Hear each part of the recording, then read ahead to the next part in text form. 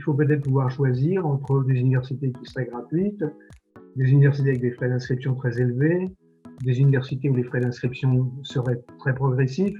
On ne peut pas dire qu'il y a une solution, un modèle qui fonctionne. Ce qui fonctionne, c'est la relation critique, sur la mise en concurrence, pour simplifier, entre toutes ces expériences.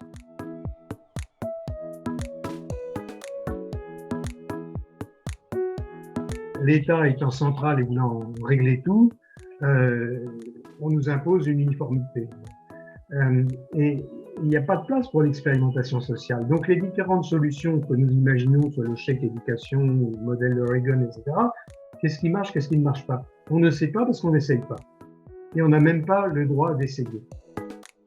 Tous les travaux sur les inégalités, pour simplifier, montrent combien celles-ci sont enracinées, je dirais, dans les premiers jours de la vie, d'une certaine manière.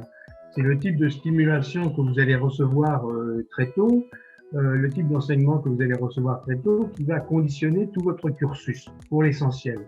Donc tout ce qui peut faire démarrer la stimulation de l'enfant le plus tôt possible est le bienvenu.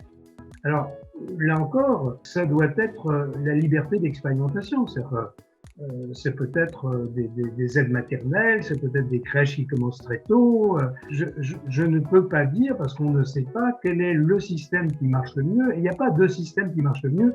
Nous savons que la mise en concurrence de systèmes permettra de distinguer celui qui est le plus efficace, sachant que plus tôt on démarre dans la stimulation de l'enfant, plus vite on rattrape le handicap. Votre vie, votre destin est très largement, pas totalement, mais très largement dicté par, je le disais, le lieu, la famille, etc., où vous êtes né. Donc, tout le reste, c'est du rattrapage. Donc, si on peut commencer le plus tôt possible, eh bien, on réduit les inégalités de destin.